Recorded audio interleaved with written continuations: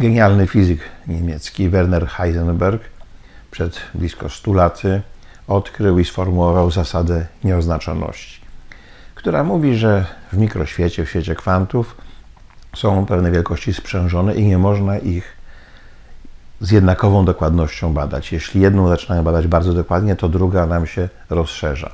Na przykład prędkość i położenie, więcej jest takich wielkości.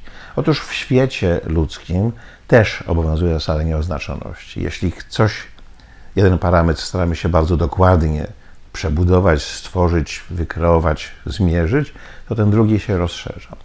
To obowiązuje, tak oczywiście metaforycznie mówiąc, w świecie wielkich struktur, wielkich instytucji. Jest jakby dwojakie podejście i dwie możliwości działania. Albo zmieniam te struktury i przemienia się ludzi, organizuje, unowocześnia, modernizuje do nowych wyzwań, albo staram się zmienić mentalność ludzi. I to było takie wyzwanie, które stanęło przed Janem Pawłem, kiedy, jak on mówił, z dalekiego kraju, bo wtedy była żelazna kurtyna i dystans między Włochami a Polską był nieskończenie większy, pomijając prawie 500 lat ciągłości papieży z Italii. To też sprawiało, że ktoś, kto przyjechał, kto przybył, został wybrany nie z Włoch, był przybyszem z bardzo daleka, a jeszcze właśnie zza żelaznej kurtyny, z kraju komunistycznego, bardzo mało włączonego w życie świata zachodu. I miał do wyboru albo właśnie starał się zmieniać mentalność, albo zmieniać struktury. Już w Krakowie, w swojej kurii, starał się właśnie przez zmianę mentalności, przez docieranie do parafii, docieranie do różnych kręgów, raczej w ten sposób działać, aby spotykać się z ludźmi, aby na nich oddziaływać, aby też oni na niego oddziaływali. Te spotkania i właśnie na wielkich sanktuariach, takich, gdzie masowa pobożność ludowa się objawiała, piękna pobożność i intelektualistów, zwłaszcza fizyków szanował, sprawiały właśnie, że jego duszpasterzowanie było bardzo skierowane na ludzi i na różne środowiska. To samo zaczął robić w Watykanie. Nie chciał zmieniać struktur kurii, na czym się nie znał, co też jest strasznie trudną operacją. I to jest też pewna słabość. Zawsze jest, mówi zasada o nieoznaczoności, coś za coś. Bo nie zrobił żadnej reformy kurii, czy bardzo małą reformę. Też ufał temu aparatowi w dużej mierze i na przykład nominacje personalne z tego też płynęły.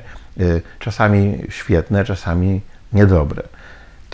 To są pewne mankamenty pontyfikatu. Można właśnie przypomnieć arcybiskupa Wiednia Gröra i arcybiskupa Peca, którzy potem potwierdziło się oskarżeni zostali o nadużycia seksualne wobec kleryków, czy spotykanie się z Marcelo Macialem, założycielem Legionistów Chrystusa, który okazał się jakimś potworem wręcz, który miał parę tożsamości i udawał pobożnego księdza przez dziesiątki lat, 5 papieży zmylił i oszukał, ale to są te pewne słabości. Natomiast dzięki temu również, że nie zmieniał kurii, nawet swoich przeciwników, bo była tam gromada ważnych przedstawicieli kurii, którzy chcieli porozumienia z komunistami. Kardynał Wyszyński i kardynał Wojtyła w Polsce bardzo ostro z nimi polemizowali i bardzo się nie zgadzali z tą watykańską polityką wschodnią, ale nawet tych, którzy nawet potem w trakcie nie zgadzali się z jego pomysłami,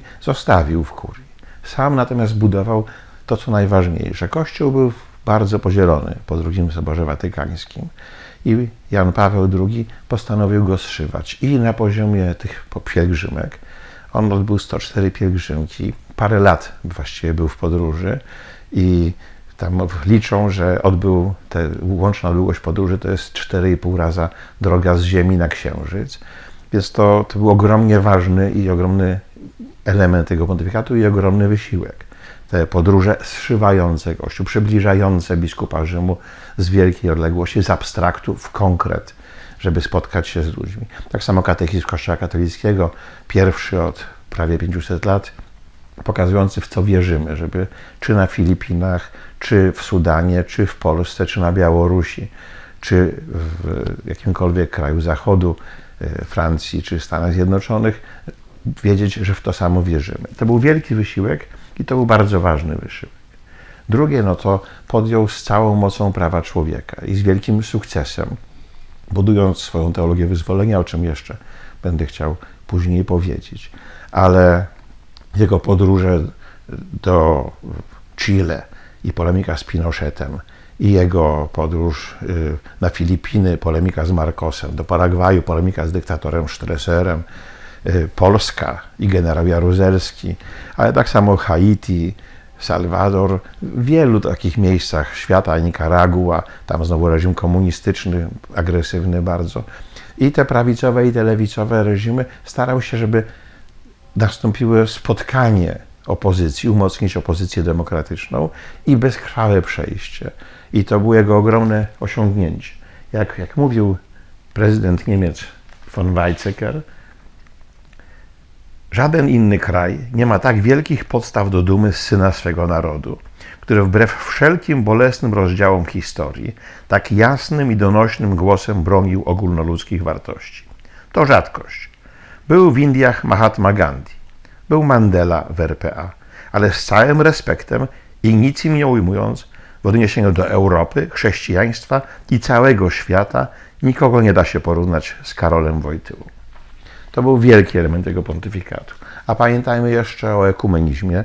To papież, który właśnie bardzo pilnował ekumenizmu ze światem zachodu, napisał swoją encyklikę, ale też potem zwrócił się z wielką uwagą na wschód i odwiedził 14 z 15 cerkwi autokefalicznych, bardzo promując zbliżenie i spotkanie tylko z Rosją z wielu przyczyn. Ten dialog nie był prowadzony, niestety. Choć bardzo bolało serce, to mogę o tym zaświadczyć Jana Pawła, że to bardzo ważne porozumienie się oddala, ale ogromne posunięcie spotkania z prawosławiem w wszystkich innych cerkwiach nastąpiło. Pamiętajmy jeszcze o dialogu międzyreligijnym, to znaczy pierwszy papież, który był w meczecie, pierwszy papież, który był w synagodze. To pamiętajmy o spotkaniach w Asyżu, które wymyślił i które 2 razy spotkania przedstawicieli różnych religii. Po jego wizycie w Izraelu jeden z ważnych przedstawicieli władz żydowskich powiedział: ten papież przerzuca mosty nad rzekami krwi.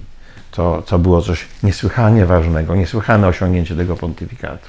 Pamiętajmy o teologii ciała i rodziny, małżeństwa niesłychanie ważnych, o których jeszcze trzeba będzie powiedzieć. O tym, że to on wymyślił i to przy sprzeciwie bardzo wielu osób wymyślił Światowe Dni Młodzieży. I potrafił dotrafić do młodzieży, starszy pan i mówiący trudnym językiem teologicznym, trafić do ich serc i gromadzić miliony młodych ludzi, ożywić Kościół, tchnąć nową nadzieję. To są wielkie osiągnięcia. Także Andrew Nagorski, który był komentatorem Newsweeka i takim wybitnym komentatorem, właśnie pisał, że oczywiste jest, że Jan Paweł przejdzie do historii jako jeden z największych papieży wszechczasów.